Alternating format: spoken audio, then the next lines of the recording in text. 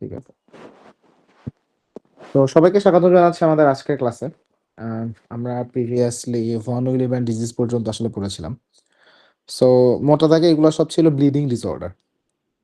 Previous ২ টা ক্লাসে আমরা আসলে ব্লিডিং ডিসঅর্ডার নিয়ে আলোচনা করছি। সো আজকে আমরা আসলে আলোচনা করতে চাই থ্রম্বোটিক ডিসঅর্ডার নিয়ে। So what's the difference between bleeding disorder and thrombotic disorder? So যদি আমি আসলে সহজভাবে চিন্তা করি, তাহলে আমরা এভাবে হিসাবটা দেখতে পারি যে মনে করি এটা আমাদের একটা ব্লাড ভেসেল।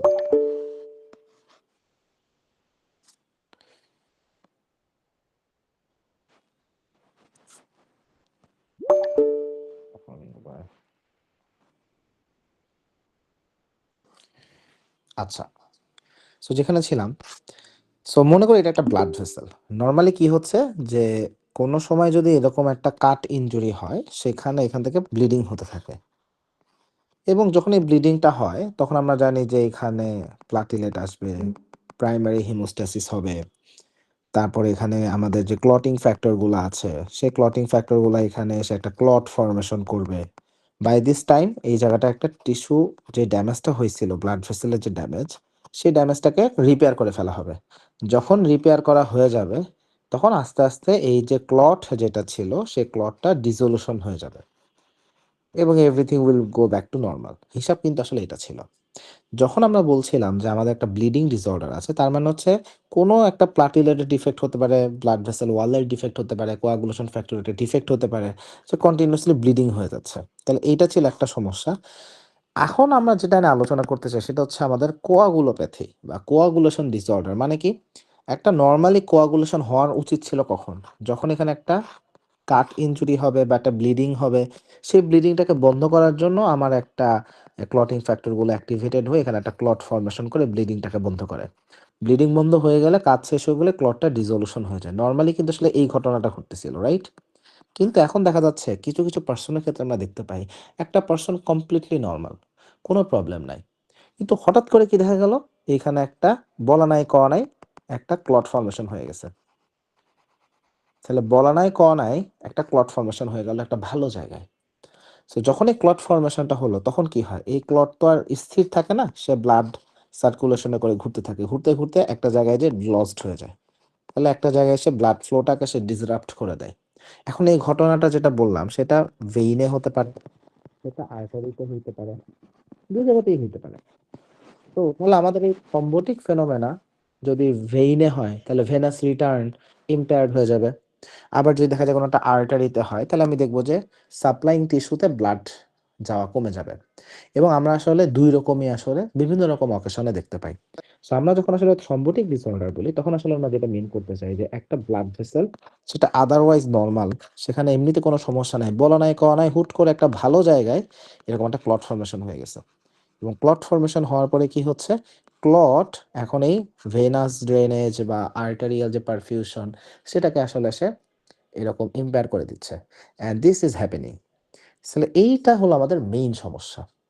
তাহলে এখন, তাহলে এখানে ২ টা জায়গায় এই ঘটনাটা ঘটতে পারে, তাই না? একটা বললাম ভেইনে হতে পারে, একটা বললাম আর্টারিতে হতে পারে। আমাদের এরকম বেশ কিছু কন্ডিশন আছে, যেখানে আমরা আসলে দেখি শুধুমাত্র ভেইন ইনভলভড হয়।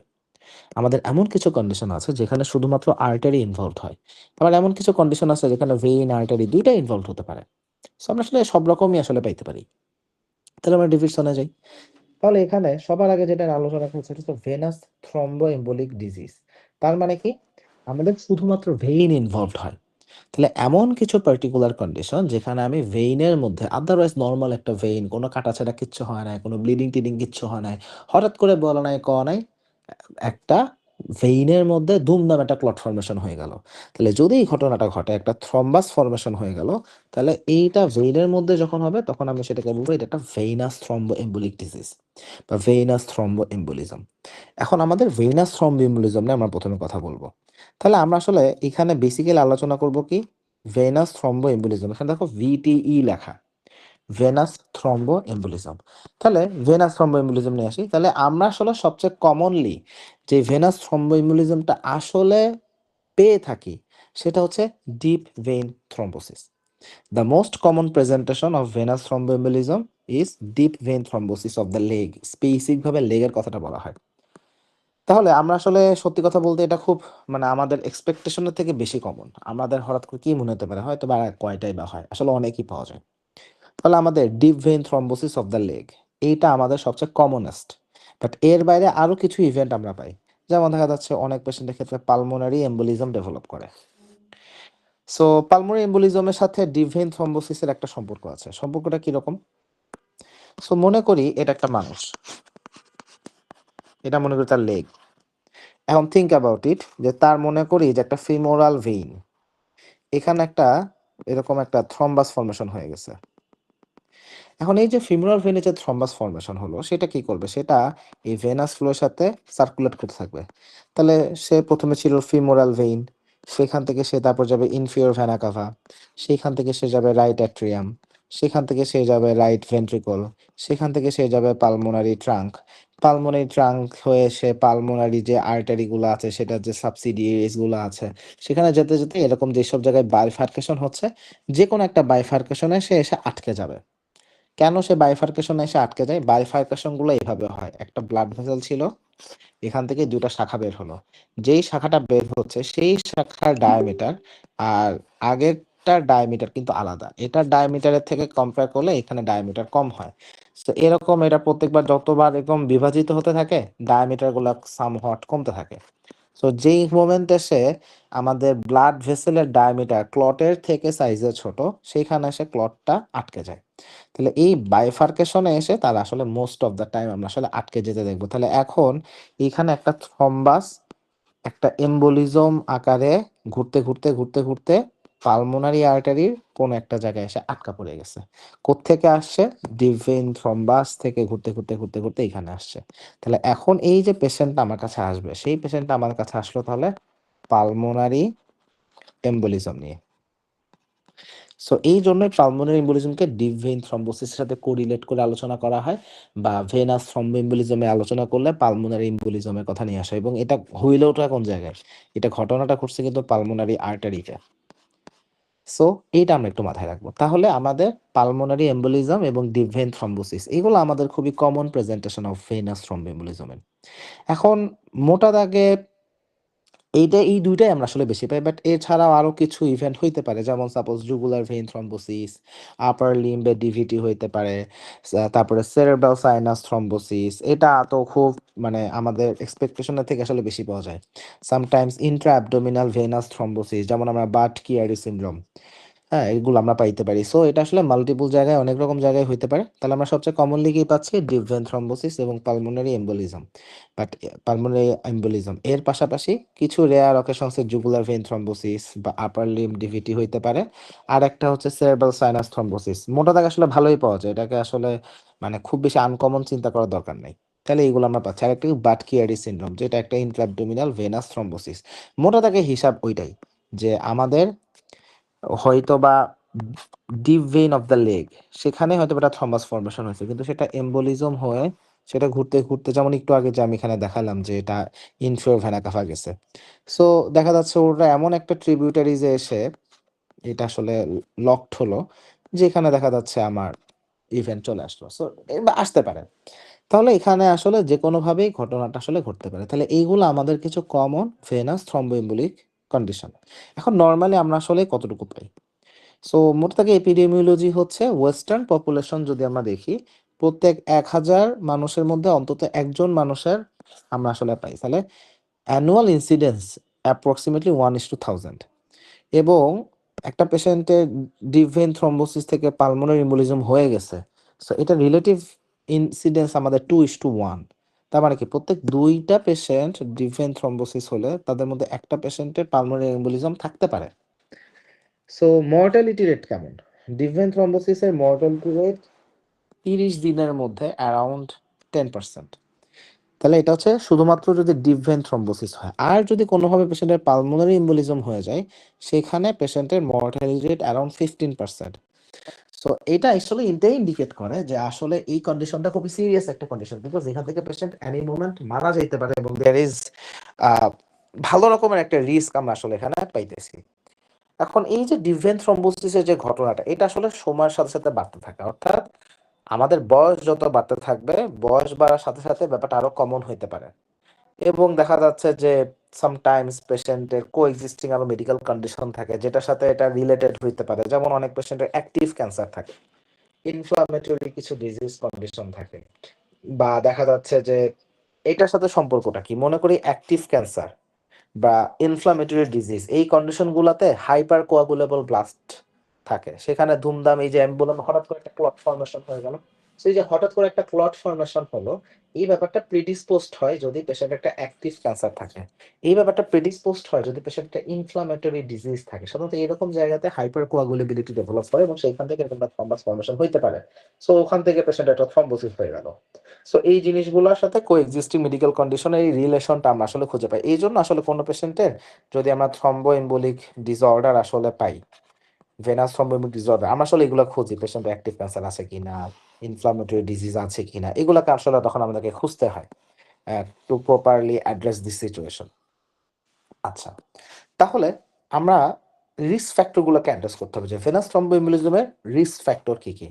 তাহলে আমাদের এখানে 25.67 নাম্বার যে আমাদের বক্স এটা দেখতে হবে। তাহলে কোন কোন পেশেন্টের ক্ষেত্রে থ্রম্বোসিস হওয়ার প্রবাবিলিটি বা রিস্ক আসলে বেশি।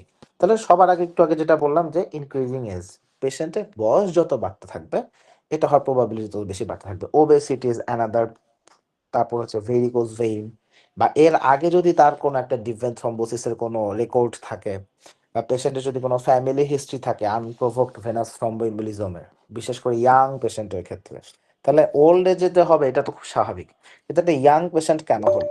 সো ইয়াং পেশেন্ট হলে আমাদেরকে চিন্তা করতে হবে যে এখানে কোনো তার ফ্যামিলি হিস্ট্রি আছে কিনা।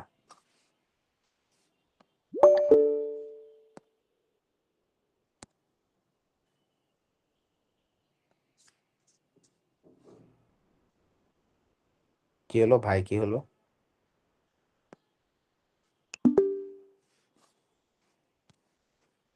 আচ্ছা, তাহলে কোন একটা ইয়াং পেশেন্ট যদি আমাদের কাছে ডিভেন থ্রম্বোসিস নিয়ে আসে, ডেফিনেটলি আমাদের আসলে চেক করে দেখতে হবে যে তার কোনো ফ্যামিলি হিস্ট্রি আছে কিনা। এর পাশাপাশি কিছু ট্রানজিয়েন্ট কিছু অ্যাডিশনাল রিস্ক ফ্যাক্টর কি, যেমন প্রেগন্যান্সি। প্রেগন্যান্সিতে হাইপার কোয়াগুলেবিলিটি ডেভেলপ করে, আমরা প্যাথোলজি যখন বলেছি সেখানে আমরা পড়ছিলাম যে হাইপার কোয়াগুলেবল স্টেট। সো প্রেগন্যান্সিতে এটা ডেভেলপ করে, পিউরপেরিয়ামে এটা থাকে, বা যে সকল পেশেন্ট ওসিপি নেয় বা যারা হরমোন রিপ্লেসমেন্ট থেরাপি নেয় এগুলো সব হাইপার কোয়াগুলেবিলিটি ডেভেলপ করে। বা ইমমোবিলিটি, প্রলংড ইমমোবিলিটি, যদি একটা লং ডিস্টেন্স ট্রাভেল থাকে, এখন এটা কয়েক ঘন্টা, এটা ইম্পর্টেন্ট, অথবা পেশেন্টের একটা প্রলংড একটা সার্জারি হয়েছে, হুম, বা কোনো পেশেন্টের ইন্ট্রাভেনাস ড্রাগ আমরা দিছি ফিমোরাল ভেইন দিয়ে। আচ্ছা, অনেকে চিন্তা করতে পারে ফিমোরাল ভেইন দিয়ে কি আইভি ড্রাগ দেওয়া হয়? উত্তর হচ্ছে হ্যাঁ, আমরা কিন্তু ফিমোরাল যে ভেইন সেখানেও কিন্তু ক্যাথেটার করতে পারি। আমাদের যে সেন্ট্রাল ভেনাস ক্যাথেটারটা আমরা বলি সেটা কিন্তু ফিমোরাল ভেইনেও করা হয়। সো সেই জন্য ফিমোরাল ভেইন দিয়ে যদি কোনো আইভি ড্রাগ দেওয়া হয় মানে অবাক হওয়ার কিছু নাই, কারণ আমরা সেন্ট্রাল ভেনাস ক্যাথেটার যেটা সেটা কিন্তু ফিমোরাল ভেইন দিয়েও নিতে পারি। সো ওখান থেকে অ্যাডমিনিস্ট্রেশন করলে সেগুলো রিস্ক থেকে যায়। বা কোনো একটা পেশেন্টের সাপোজ সার্জারি করা হচ্ছে সাধারণত 1.5 ঘন্টার, if I am not mistaken, কি বলে more than 30 minutes, more than 30 মিনিটসের ডিউরেশনের কোনো সার্জারি হলেই সেখানে রিস্ক ডেভেলপ করবে। বা পেশেন্টের কোনো কো এক্সিস্টেন্ট কোনো মেডিকেল ইলনেস আছে, তাহলে দেখা যাচ্ছে যে সকল পেশেন্টের সার্জারি হচ্ছে মেজর সার্জারি যদি 30 মিনিটের বেশি হয় ডেফিনেটলি সেটা একটা রিস্ক থাকবে। কোনো একটা অ্যাবডোমিনাল বা পেলভিক সার্জারি বা কোনো ক্যান্সার আছে এরকম পেশেন্টের রিস্ক খুবই বেশি। বিশেষ করে লোয়ার লিম্ব অর্থোপেডিক সার্জারি খুবই কমন। আমাদের ডিভেন থ্রম্বোসিস যেগুলো ডেভেলপ করে অর্থোপেডিক সার্জারিতে এটা আসলে অনেক পরিমাণ পাওয়া যায়, কারণ জয়েন্ট রিপ্লেসমেন্ট যে সার্জারিগুলো হয় এক একটা সার্জারি এভারেজ 4 থেকে 5 ঘন্টা। সো এই কারণে প্রলং ইমোবিলিটি থেকে এটা ডেভেলপ করার রিস্ক খুবই বেশি থাকে। বা যাদের এই যে হিপ ফ্র্যাকচার সার্জারি এগুলো অনেক লম্বা সময়ের সার্জারি, এইসব জায়গায় রিস্ক আসলে অনেক বেশি। এছাড়া কিছু মেডিকেল কন্ডিশন যেটা আসলে প্রিডিসপোজিং ফ্যাক্টর হিসেবে এটাকে আমরা অ্যাড্রেস করতে পারি, যেমন কোনো পেশেন্ট একটা এমআই হইলো, বা কোনো পেশেন্টের হার্ট ফেইলার হলো, বা সামটাইমস দেখা যাচ্ছে ইনফ্লামেটরি কন্ডিশন, যেটা বললাম যে কিছু ইনফ্লামেটরি কন্ডিশনও কিন্তু এটা হতে পারে, রাইট? সো আমাদের কি কি আছে, ইনফ্লামেটরি বাউল ডিজিজ আছে, সাম কানেকটিভ টিস্যু ডিসঅর্ডার আছে, অ্যান্ড ভাস্কুলাইটিস। আমরা পরীক্ষায় যেটা হবে আমাদের এমআই আসবে, আমাদের মনে হবে এর জন্য আর হয় কিনা, এখানে ভুল হবে, তাহলে এমআইটা মাথায় রাখতে হবে, এসবি আসুক এমসিকিউ আসুক, তারপরে কি যে ইনফ্লামেটরি বাউল ডিজিজ। আচ্ছা, ইনফ্লামেটরি বাউল ডিজিজে হয় এটা অনেকে ঠিক দাগে আসতে পারবে, ভাস্কুলাইটিসে হয় এটা ঠিক দাগে আসতে পারবে, কানেকটিভ টিস্যু ডিসঅর্ডারে অনেকে একটু কনফিউজ থাকতে পারে। এখন আমাদের পার্টিকুলার কিছু কানেকটিভ টিস্যু ডিসঅর্ডার আছে যেখানে ভেনাস থ্রম্বোএমবোলিজম অবশ্যই আমরা পাইতে পারি। যেমন একটা নাম আমি এখানে বলি, যেমন একটা কমন কাহিনী হচ্ছে এপিএস, অ্যান্টিফসফোলিপিড সিনড্রোম। সো এরকম আসলে আমাদের বেশ কিছু ইভেন্ট আছে, এমন বেশ কিছু কন্ডিশন আছে যেখানে আসলে আমরা দেখি যে পেশেন্টের ডিপ ভেন থ্রম্বোসিস হচ্ছে বা ভেনাস থ্রম্বোএমবোলিজম হচ্ছে, তাহলে এইগুলো আমাদেরকে মাথায় রাখতে হবে। তারপর যে ম্যালিগন্যান্সি, এখন ম্যালিগন্যান্সি ইটসেলফ একটা রিস্ক ফ্যাক্টর। আবার দেখা যাচ্ছে কোনো কোনো পেশেন্টের ক্ষেত্রে অ্যান্টি ক্যান্সার যে কেমোথেরাপিগুলো দিই সেটাও রিস্ক বাড়ায় দেয়, তাহলে ক্যান্সার হলেও সমস্যা, আবার ট্রিটমেন্ট দিচ্ছি সেখানেও সমস্যা, মানে পেশেন্ট বোথ ওয়েতেই আসলে একটা বিপদে পড়তেছে। তাহলে ম্যালিগন্যান্সি ইটসেলফ এটা একটা রিস্ক ফ্যাক্টর। আবার সেখানে যে আমি কেমোথেরাপি দিচ্ছি, কিছু কিছু পার্টিকুলার কেমোথেরাপির জন্য আসলে রিস্ক আসলে বাড়তে পারে। আচ্ছা, আরেকটা হচ্ছে নেফ্রোটিক সিনড্রোম। নেফ্রোটিক সিনড্রোমে কেন আমাদের ডিপ ভেন থ্রম্বোসিস হতে পারে? এটার পেছনে রিজন হচ্ছে আমাদের যখন কোনো একটা পেশেন্টের নেফ্রোটিক সিনড্রোম থাকে তখন কি হয়, প্রোটিন ইউরিয়া হয়, রাইট? এখন এই পেশেন্টের প্রোটিন ইউরিয়া হচ্ছে, প্রোটিন ইউরিয়া হলে প্রোটিনগুলো লস হবে। এখন কি প্রোটিন লস হয়? শুধু কি অ্যালবুমিন লস হয়? উত্তর হচ্ছে না। অ্যালবুমিনের পাশাপাশি আমরা দেখব যে আমাদের অ্যান্টিথ্রম্বিন 3, প্রোটিন সি, প্রোটিন এস, এই ধরনের প্রোটিনও লস হতে থাকে। এখন অ্যান্টিথ্রম্বিন 3, প্রোটিন সি, প্রোটিন এস এরা কি কাজ করে? এরা কিন্তু ন্যাচারাল অ্যান্টিকোয়াগুল্যান্ট। এখন যে সকল পেশেন্টের ন্যাচারাল অ্যান্টিকোয়াগুল্যান্ট লস হচ্ছে তার তো বডিতে আমাদের ক্লটিং ফ্যাক্টরকে অ্যান্টাগোনাইজ করার কেউ নাই। সো ওই জায়গাটাতে কি হলো, তখন হচ্ছে ওখানে আমি দেখি যে কোয়াগুলেশন হয়। সো যে সকল পেশেন্টের ক্ষেত্রে antithrombin 3 deficiency, protein S deficiency, protein C deficiency বা এইগুলাতে কোনো একটা মিউটেশন হয়ে একটা অল্টারেশন হয়ে গেছে, এইসব জায়গায় খুব ফ্রিকোয়েন্টলি আমরা দেখি যে তাদের ভেনাস থ্রম্বোএমবোলিজম হতে পারে। সো এই জন্য নেফ্রোটিক সিনড্রোমে এইভাবে আসলে ভেনাস থ্রম্বোএমবোলিজমটা হয়। আবার COPD, COPD is another cause of this. তাহলে সিওপিডি পেশেন্ট আমাদের কাছে পালমোনারি এম্বোলিজম নিয়েও আসতে পারে। কিভাবে আসতে পারে? সিওপিডি থেকে ডিপ ভেন থ্রম্বোসিস, সেইখান থেকে পালমোনারি এম্বোলিজম, তাহলে এটা মাথায় রাখবো। সিভিয়ার ইনফেকশন, সেটা ব্যাকটেরিয়াল হতে পারে, ভাইরাল হতে পারে, সেখানেও হতে পারে। বিশেষ কথা হচ্ছে গিয়ে এই জায়গাগুলোতে হাইপার কোয়াগুলেবিলিটি অনেক সময় ডেভেলপ করা যায়।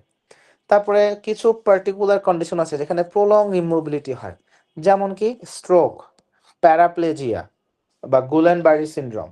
এখন এগুলোতে কি হচ্ছে, একটা স্ট্রোক হলে কি পেশেন্ট প্যারালাইসিস হয়ে যাচ্ছে, আবার কিছু পেশেন্টের স্ট্রোক হয় না কিন্তু দেখা যাচ্ছে যে প্যারাপ্লেজিয়া হচ্ছে।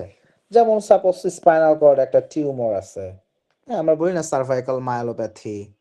তারপরে কিছু পেশেন্টের ক্ষেত্রে হয়তো বা স্পাইনাল কর্ডে কোনো একটা টিউমার থাকতে পারে, একটা ট্রমা হইতে পারে, অথবা পেশেন্টের ক্ষেত্রে ডিমাইলিনেশন হইতে পারে, অনেক রকম কন্ডিশন আছে।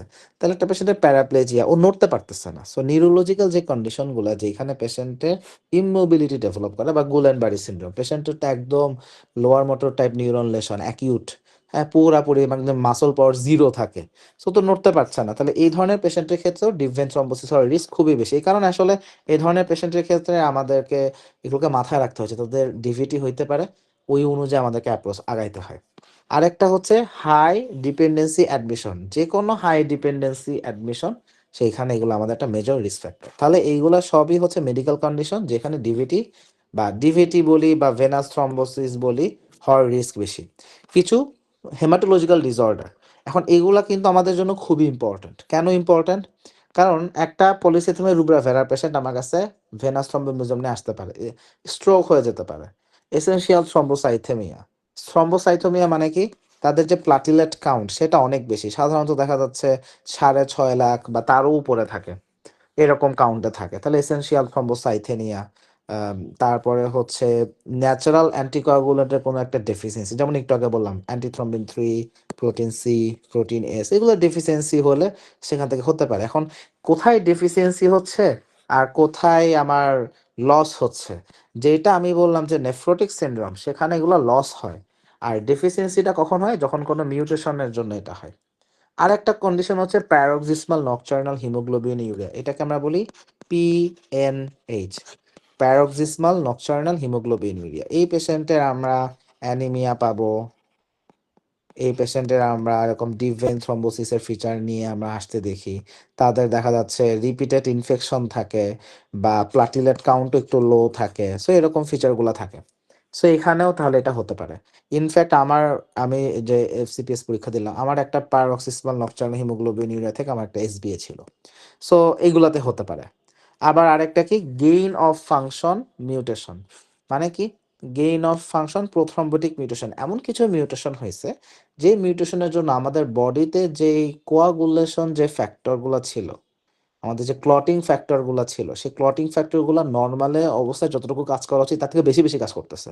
এই জন্য একটা মানে থ্রম্বোসিস হয়ে গেছে। সেটা কি, যেমন ফ্যাক্টর 5 লেডেন, প্রোথ্রম্বিন জিন, এগুলোতে যদি কোনো গেইন অফ ফাংশন মিউটেশন হয়, সেখান থেকেও কিন্তু আসলে আমরা এই থ্রম্বাস ফরমেশন হইতে দেখতে পারি, এবং এটা কিন্তু ভেরি ইম্পর্ট্যান্ট, মানটাকে মাথায় রাখতে হবে। আচ্ছা, আরেকটা হচ্ছে মায়োলোফাইব্রোসিস। আর একটা হচ্ছে যেটা বললাম যে অ্যান্টিফসফোলিপিড সিনড্রোম। আচ্ছা, এটা একটু আমি একটা একটা কথা আসলে অ্যাপ্রোপ্রিয়েট বলার, কানেকটিভ টিস্যু ডিসঅর্ডারের মধ্যে অ্যান্টিফসফোলিপিড সিনড্রোমটা আসলে কানেকটিভ টিস্যু ডিসঅর্ডার বলা উচিত না আসলে। এটা আমার আসলে একটু মিস্টেকই হয়ে গেছে। এটা এসএলইর সাথে আমরা অ্যাসোসিয়েশন খুঁজে পাই।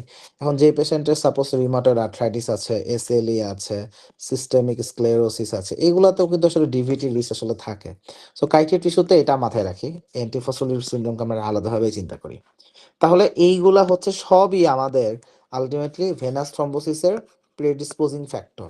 প্রেডিসপোজিং ফ্যাক্টর মানেই এটিওলজি। সাধারণত এই যে এত কিছু বললাম, এই পেশেন্টগুলাই আমাদের কাছে ডিভিটি নিয়ে আসে বা ভেনাস থ্রম্বোএমবোলিজম নিয়ে আসলে আমাদের কাছে আসে, এবং এই বক্স থেকে আমাদের ফ্রিকোয়েন্টলি আমাদেরকে আসলে কোশ্চেন করা হয়, আমাদেরকে জানতে হবে।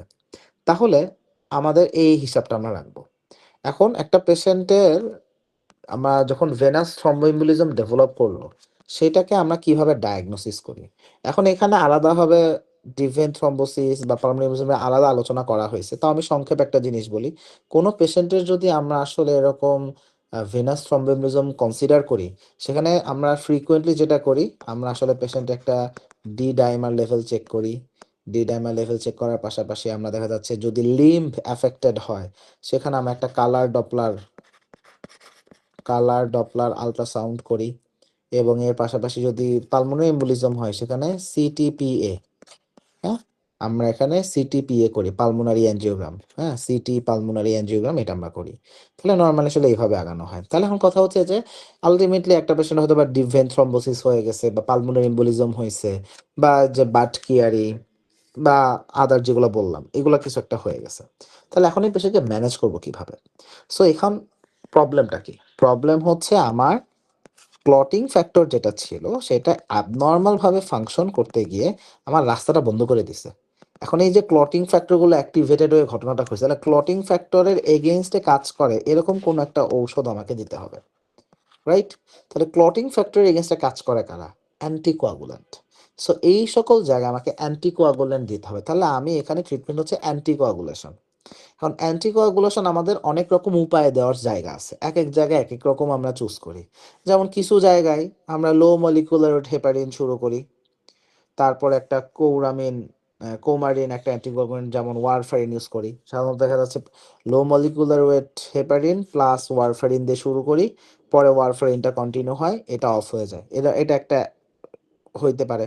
সো নর্মালি যেটা করা হয় যে শুরুতে লো মলিকুলার ওয়েট হেপারিন প্রথম 5 দিনের জন্য দিই, এবং সেই সাথে ওয়ারফারিনও শুরু করা হয়। 5 দিন পরে লো মলিকুলার ওয়েট হেপারিন বন্ধ করে ওয়ারফারিনটা কন্টিনিউ করব। এটার কিছু রিজন আছে, সেটা হচ্ছে একটা পেশেন্টকে ওয়ারফারিন দেওয়ার পরে সে ওয়ারফারিনের ইফেক্ট শুরু হইতে কমপক্ষে 3 থেকে 4 দিন বা 5 দিন লেগে যায়। সো এই জন্য ওই 5 দিন কি করব, ওই 5 দিনের সাথে সাথে আমার ইফেক্টটা কিভাবে আসবে, সেটা লো মলিকুলার হেপারিন থেকে আসে। বাট যেই মোমেন্টে ওয়ারফারিন অ্যাক্টিভ হয়ে গেছে, ওয়ারফারিনের রেজাল্ট পাওয়া শুরু করছি, তখন থেকে লো মলিকুলার হেপারিন দেওয়ার কোনো দরকার নেই। সো এইভাবে আমরা আসলে আগাই। তাহলে আমরা সাধারণত অ্যাকিউট কোনো ভেনাস থ্রম্বোএমবোলিজম যদি হয়, আমরা সাধারণত লো মলিকুলার হেপারিন 5 দিন বা এরকমই আসলে দিই, খুব বেশি দেওয়া হয় না। এখন যাদেরকে ওয়ারফারিন দিচ্ছি, ওয়ারফারিন দিলে আমাদের হিসাব কি? ওয়ারফারিন যেটা আমাদের মাথায় রাখতে হয় সেটা হচ্ছে পেশেন্টকে মনিটরিং করতে হবে। আমরা এখানে আইএনআর লেভেলটা চেক করি প্রথম মিন টাইমটা, কিন্তু আইএনআর বলেছি, international normalising ratio. So INR এর আমাদের টার্গেট কি? আমাদের আইএনআর টার্গেট এভারেজ 2.5, বা এভাবে একটা রেঞ্জ হিসাব করতে পারি, 2 থেকে 3, এই রেঞ্জের মধ্যে আমরা আসলে খুঁজি, বাট এভারেজ টার্গেট হচ্ছে আমাদের 2.5। সো আইএনআর লেভেলটা এই 2.5 থাকতে হবে। তাহলে প্রশ্ন আসতে পারে 2.5 এর নিচে হলে কি সমস্যা, উপরে হলে কি সমস্যা? যদি আইএনআর লেভেল 2.5 এর নিচে চলে যায়, মোস্ট অফ দ্য টাইম এখানে ট্রিটমেন্ট ফেইলার হয়, তাহলে এটা একটা সমস্যা। আবার যদি বেশি হয়ে যায়, 2.5 এর বেশি হয়ে যায়, তখন আবার পেশেন্ট ব্লিডিং নিয়ে আসবে, তখন আবার সাইড ইফেক্ট হবে, ওভার অ্যান্টিকোয়াগুলেশন হয়ে যাবে, তখন আবার আরেক সমস্যা। তাহলে এখানে আমার আয়নার লেভেলটা এই জন্য কন্টিনিউয়াস মনিটরিংয়ে রাখতে হয়। তাহলে এটা আমরা করি। তাহলে এটা হচ্ছে যখন আমি ওয়ারফারিন দিচ্ছি তখন। তাহলে প্রশ্ন হচ্ছে কোনো পেশেন্টকে যদি লো মলিকুলার হেপারিন দিই, সেখানে আয়নার এর টার্গেট কত? সাধারণত আমরা চেষ্টা করি 2 এর উপরে যেন থাকে। 2 এর উপরে মানে কত? 2 এর উপরে মানে অ্যাভাভ 2, তাই না? 2 এর উপরে আমরা রাখবো। আচ্ছা, এখন অল্টারনেটিভ আর একটা ট্রিটমেন্ট হচ্ছে ডোয়াক। ডোয়াক কি জিনিস? ডোয়াক মানে হচ্ছে ডিরেক্ট ওরাল অ্যান্টিকোয়াগুল্যান্ট। তাহলে ডিরেক্ট ওরাল অ্যান্টিকোয়াগুল্যান্ট ডোয়াক। এখন সত্যি কথা বলতে আমাদের এমন কিছু কন্ডিশন আছে যেখানে আমরা ফার্স্ট হ্যান্ডে ডোয়াক কনসিডার করি, আশেপাশে আর তাকাই না। কিছু পার্টিকুলার কন্ডিশন আছে যেখানে ফার্স্ট হ্যান্ডে আমরা ওয়ারফারিন কনসিডার করি। কিছু পার্টিকুলার কন্ডিশন আছে যেখানে আমরা ফার্স্ট হ্যান্ডে লো মলিকিউলড হেপারিন কনসিডার করি। এটা আসলে বেসড অন দ্য ডিজিজ, কোন ডিজিজ হচ্ছে সেই ডিজিজ অনুযায়ী আমরা সিদ্ধান্ত নিই। তবে আমরা স্বাভাবিকভাবে এটা বুঝে রাখি আমাদের এখানে অপশন মোটা দাগে 3টা। আমরা ওয়ারফারিন দিতে পারি, লো মলিকুলার ওয়েট হেপারিন দিতে পারি, ডিরেক্ট ওরাল অ্যান্টিকোয়াগুলেন্ট দিতে পারি। মোস্ট অফ দ্য টাইম আসলে এইগুলাই ইউজ করা হচ্ছে। এখন ডিরেক্ট ওরাল অ্যান্টিকোয়াগুলেন্ট আসলে এখন বর্তমান সময় সবচেয়ে বেশি মানে এটাই সবচেয়ে বেশি প্রিফার করা হয়। Most of the time direct oral anticoagulant আমরা ইউজ করি। যেমন কি কি অপশন আছে আমাদের ডিরেক্ট, আমাদের এগুলোর মধ্যে ডিরেক্ট এজেন্টের মধ্যে? সো একটা হচ্ছে রিভারক্সাব্যান, এপিক্সাব্যান, এটা খুব কমনলি ইউজ করা হয়। হ্যাঁ, এখন রিভারক্সাব্যান, এপিক্সাব্যান বা ডোয়াকের ইস্যুটা কি? ডোয়াকের ইস্যু হচ্ছে এখানে কোনো মনিটরিং লাগে না। ডোয়াকের ইস্যু হচ্ছে কোনো মনিটরিং লাগে না। এখন লো মলিকুলার ওয়েট হেপারিন, এটাকে আমার মনিটরিং এর জন্য অ্যাকচুয়ালি এপিটিটি লেভেল চেক করা উচিত। আবার ওয়ারফারিনের জন্য আইএনআর লেভেল চেক করা উচিত। এখন ডোয়াকের জন্য আমার আসলে কোনো মনিটরিং লাগে না, এবং এই কারণে মেজরিটি অফ দ্য টাইম এখন ডোয়াক কনসিডার করা হয়। কিছু পার্টিকুলার জায়গাতে ওয়ারফারিন বা লো মলিকুলার হেপারিন আসলে কনসিডার করা হয়। তাহলে এখন এইটা আমরা মাথায় রাখবো। আচ্ছা, তাহলে এখন ডেবিগ্রাটান, এডক্সাব্যান, এরকম আমাদের আরো কিছু এজেন্ট আছে, এদেরকে আমরা কি বলতেছি যে আচ্ছা, এগুলো আসলে আমাদের অ্যান্টিকোয়াগুলেন্ট কিছু ড্রাগ। ডেবিগ্রাটান আছে, এডক্সাব্যান আছে, এরকম আমাদের কিছু ইউজ আছে। সো দেখা যাচ্ছে এইগুলাকে আমরা আসলে দিতে পারি ডোয়াক ইউজ করার আগে, কাইন্ড অফ প্লাস মাইনাস। আমরা আসলে খুব একটা প্র্যাকটিস করি না, বাট দেওয়া যাইতে পারে আসলে। এখন যেই পেশেন্টের ক্ষেত্রে আমরা অ্যাক্টিভ ক্যান্সার দেখি, তার একটা অ্যাক্টিভ ক্যান্সার আছে, যে কোনো অ্যাক্টিভ ক্যান্সার কিন্তু হাইপার কোয়াগুলেবল স্ট্যাটাস ডেভেলপ করে, এবং সেখানে একটা ভিটি হয়ে গেছে, সেখানে একটা ভেনাস থ্রম্বোলিজম হয়ে গেছে। সো এইরকম জায়গাতে আমাদের আসলে আগানো উচিত কিভাবে? সেখানে আমরা মেনটেনেন্স অ্যান্টিকোয়াগুলেশন লো মলিকিউলড হেপারিনের সাথে দিয়ে থাকি। তাহলে এইখানে একটা বেটার হয়, এখানে ওয়ারফারিন চুজ করা হয় না। তাহলে একটা পেশেন্টের অ্যাক্টিভ ক্যান্সার, একটা পেশেন্টের অ্যাক্টিভ ক্যান্সার এবং সেখানে তার ভেনাস থ্রম্বোএমবোলিজম একটা হয়ে গেছে, সেখানে মেইনটেনেন্স অ্যান্টিকোয়াগুলেশন হিসেবে আমরা লো মলিকুলার হেপারিনটাকে আসলে চুজ করতে চাই। এখন প্রশ্ন হতে পারে ডোয়াক এখানে আমরা ইউজ করতে পারি কিনা? উত্তর হচ্ছে ইট ইজ আন্ডার স্টাডি। এখনই সিদ্ধান্ত আসা হয় না, হয়তোবা নতুন ডিভিশন আসলে সেখানে কোনো ডাটা পাইলেও পাওয়া যাইতে পারে, but it is under study. এখন কিছু স্মল স্টাডি বলতেছে যে এপিক্সাব্যান, রিভারক্সাব্যান এটা ইউজ করা যাইতে পারে, সমস্যা নাই। তবে এখনো মেইনস্টে ইন ক্যান্সার পেশেন্ট হচ্ছে লো মলিকুলার ওয়েট হেপারিন, যেটা একটু আগে আসলে বললাম যে এক এক ধরনের কন্ডিশনে এক এক ড্রাগকে বেশি চুজ করা হয়। সো অ্যাক্টিভ ক্যান্সার থাকলে এখন পর্যন্ত নলেজ হলো লো মলিকুলার হেপারিন, বাট নতুন ডিভিশন আসলে ডাটা চেঞ্জও হইতে পারে।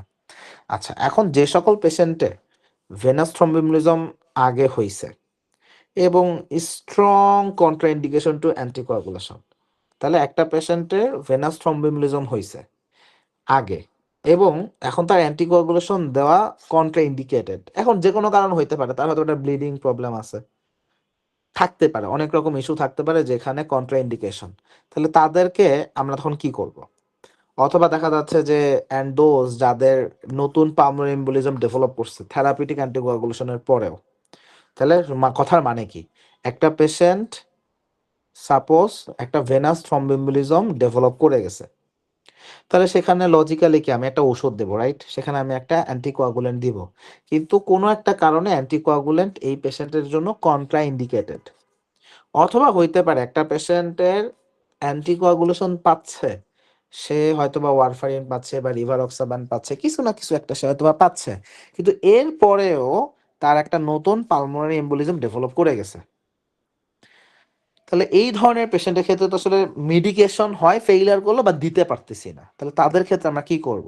সো তাদের আমরা যেটা করব, ইনফিরিয়র ভেনা কাভাতে একটা ফিল্টার ফর্মেশন করতে হবে।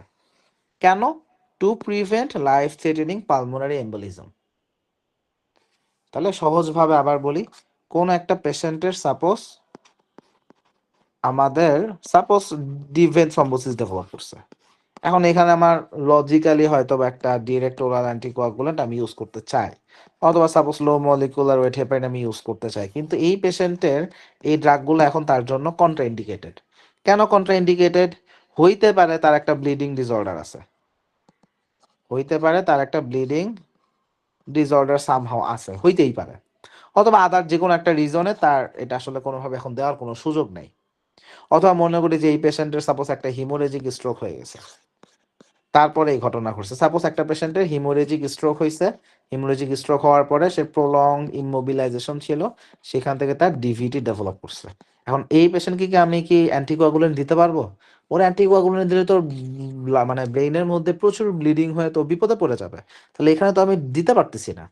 অথবা দেখা যাচ্ছে কোন একটা পেশেন্ট তার ডিরেক্ট অ্যান্টিকোয়াগুলেন্ট সে পায়, কিন্তু এরপরও তার পালমোনারি এম্বোলিজম হচ্ছে, তাহলে এই ধরনের পেশেন্টের ক্ষেত্রে আমি কি করব? তাহলে এইখানে আমার লাইফ থ্রেটেনিং পালমোনারি এম্বোলিজমকে ঠেকানোর জন্য ইনফিরিয়র ভেনা কাভাতে আমি একটা ফিল্টার সেট করে দিব, যেই ফিল্টার এই ছোট ছোট যে থ্রম্বাইগুলা এম্বোলিজম হয়ে রাইট হার্টে পৌঁছায় যায়, সেটাকে আমি আসলে আটকে দেবো একটা ফিল্টার ইনসার্ট করার মাধ্যমে। তাহলে এটা হবে একটা ইনফিরিয়র ভেনা কাভাতে আমি একটা ফিল্টার দিলাম। সো এইভাবে এটাকে আমি আসলে প্রিভেন্ট করতে পারি। তাহলে এটাই বলা হলো যে লাইফ থ্রেটেনিং পালমোনারি এম্বোলিজমকে আমি প্রিভেন্ট করার জন্য আমি একটা ইনফিরিয়র ভেনা কাভা এখানে আসলে ফিল্টার ইনসার্ট করতে পারি, তাহলে এইগুলা করতে পারি। এখন কোন একটা পেশেন্টের সাপোজ ভেনাস থ্রম্বোএম্বোলিজম এগুলো হচ্ছে, যেমন ট্রিটমেন্ট কি দিব সেটা নিয়েও বলা হচ্ছে। এখন প্রশ্ন হচ্ছে এই ট্রিটমেন্টগুলো আসলে আমরা কতদিন দিতে চাই? So normally optimal initial period অ্যান্টিকোয়াগুলেশনের এটা আসলে 6 সপ্তাহ থেকে শুরু করে 6 মাস পর্যন্ত। 6 সপ্তাহ মানে কত? 1.5 মাস। তাহলে 1.5 মাস থেকে শুরু করে 6 মাস পর্যন্ত এটা দেওয়া হইতে পারে। এখন নর্মালি আসলে আমরা কি করি, সেটা আমাদেরকে আসলে চেক করতে হয় যে এই ভেনাস থ্রম্বোএম্বোলিজম সেটা কি প্রোভোকড নাকি আনপ্রোভোকড। তাহলে একটা হচ্ছে প্রোভোকড আর একটা হচ্ছে আনপ্রোভোকড। তাহলে প্রোভোকড ডিভিটি কোনটা? এই যে একটু আগে এতগুলা রিস্ক ফ্যাক্টরের নাম বললাম, এগুলো সব প্রোভোকড কন্ডিশন। যে সাপোজ একটা পেশেন্ট ওরাল কন্ট্রাসেপটিভ পিল খায়, অথবা সে প্রেগনেন্ট, অথবা তার একটা সার্জারি হয়েছে, অথবা সে একটা খুব লম্বা সে একটা জার্নি করছে, অথবা পেশেন্টের একটা অ্যাক্টিভ ক্যান্সার আছে। এখন এই পেশেন্টের যদি ভেনাস থ্রম্বোএম্বোলিজম হয়, এটা তো হওয়ারই ছিল, তা তো রিস্ক ফ্যাক্টর প্রেজেন্ট। তাহলে যদি রিস্ক ফ্যাক্টর প্রেজেন্ট থাকে এবং এরকম কোনো পেশেন্টের ভেনাস থ্রম্বোএম্বোলিজম হয়, সেটা হচ্ছে প্রোভোকড ভিটি। তাহলে এরকম রিস্ক ফ্যাক্টর প্রেজেন্ট, ওই অবস্থায় একটা ডিভিটি হয়ে গেছে, তাহলে এই রকম পেশেন্টের ক্ষেত্রে সাধারণত আমরা 3 মাসের জন্য ড্রাগটা দিয়ে থাকি। 3 মাসের জন্য ড্রাগটা নর্মালি আসলে দিয়ে থাকি, এবং এইখানে আসলে পেশেন্টকে 6 মাসের বেশি ট্রিটমেন্ট দিয়ে খুব বেশি একটা আমাদের মানে ইয়ে হয় না। সো সাধারণত 3 মাসই আমরা দিই। এখন 6 মাস পর্যন্ত যাওয়া যাইতে পারে, 6 মাসের বেশি দিয়ে আসলে খুব একটা লাভ নাই। তাহলে এইটা একটা। আবার যে সকল পেশেন্টের আনপ্রোভোকড ভিটিই, এই সকল পেশেন্টের কারণ খুঁজে পাওয়া যাচ্ছে না, একটা সিম্পল কথা মনে রাখি, যেটা কারণ খুঁজে পাওয়া গেছে সেটা ভালো। আমি তো জানি ওর কেন হয়েছে, আমি সে কারণে চিকিৎসা করব, কোনো সমস্যা নাই। এটা প্রোভোকড ডিভিটি, সেখানে 3 থেকে 6 মাস রাখ দিলেই হয়ে যায়, মোস্টলি 3 মাস দেওয়া হয়। কিন্তু যেটা আনপ্রোভোকড, আমি তো জানি না এটা কেন হলো, এই যে আমি জানি না, এই না জানাটা আমাদের জন্য একটা প্রবলেম। এই কারণে এখানে আমাদের দেখা যাচ্ছে রিকারেন্স হওয়ার রিস্ক বেশি, পেশেন্টের ক্ষেত্রে আমাদের সব হিসাব করে দেখা গেলো যে এখানে যেহেতু আমরা আসলে জানি না তার এটা কেন হয়েছে, সো এখানে আমরা একটু বেশি সময় ধরে পেশেন্টকে অ্যান্টিকোয়াগুলেন্ট দিতে চাই। সো নর্মালি এই ধরনের পেশেন্টকে আমরা একটা লং টার্ম অ্যান্টিকোয়াগুলেশনই আসলে দিই, যেইটা পেশেন্টের এখানে বেনিফিশিয়াল হয়। তাহলে আনপ্রোভোকড এপিসোডগুলো যদি হয় সেখানে আমরা লং টার্ম অ্যান্টিকোয়াগুলেশন দিই। এখন এই লং টার্মটা আসলে কতদিন? এটা 6 মাসও হইতে পারে, বা ক্ষেত্রভেদে তার বেশিও হইতে পারে, বা এমনও কিছু পেশেন্ট আছে যেখানে আমরা লাইফ লং দিই। তাহলে এটা আসলে ব্যাপারটা প্লাস মাইনাস হয়ে গেল, এই জন্য মোটা দাগে বলে দিলাম লং টার্ম।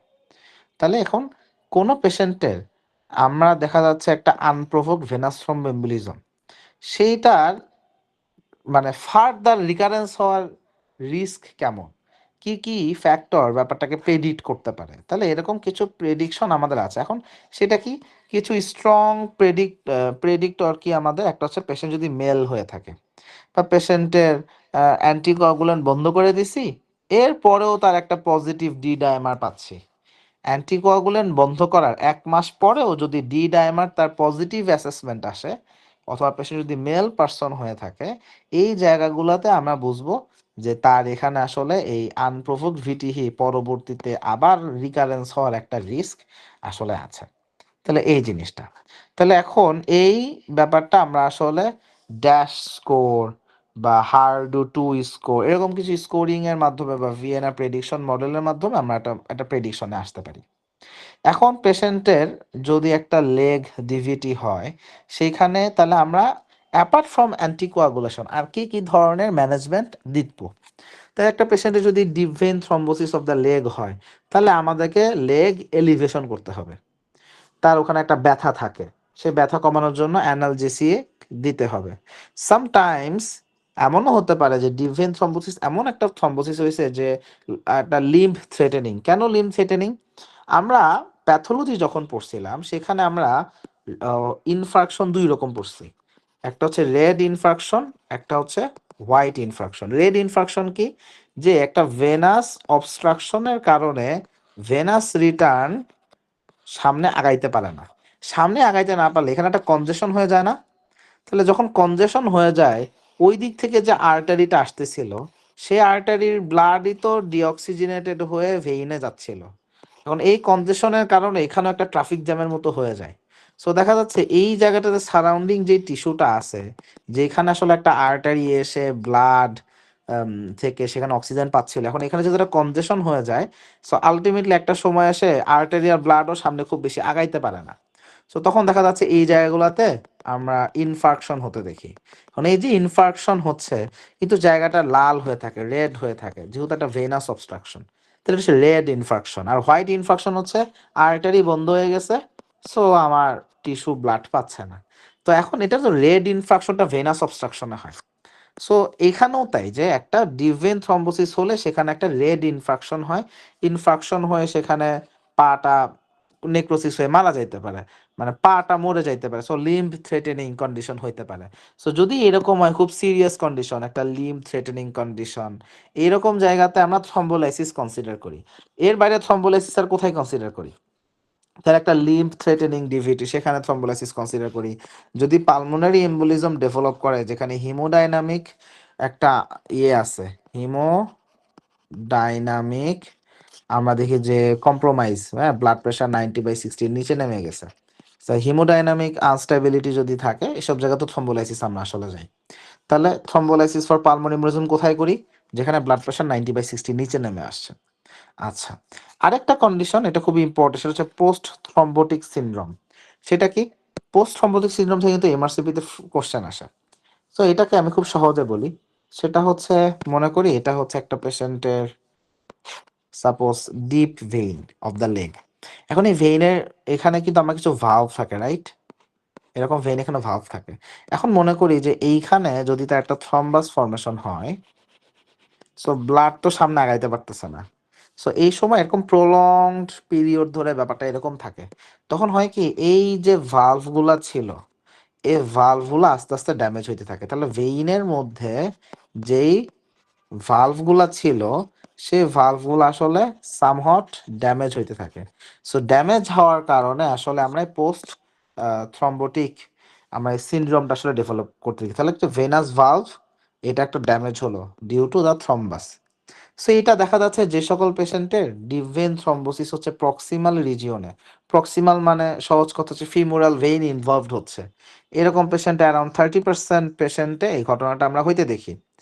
তাহলে পারসিস্টেন্ট লেগ সোয়েলিং, হ্যাঁ, তার হেভিনেস বা ওই জায়গাটা ডিসকালারেশন এইগুলো তখন হইতে দেখি আমরা।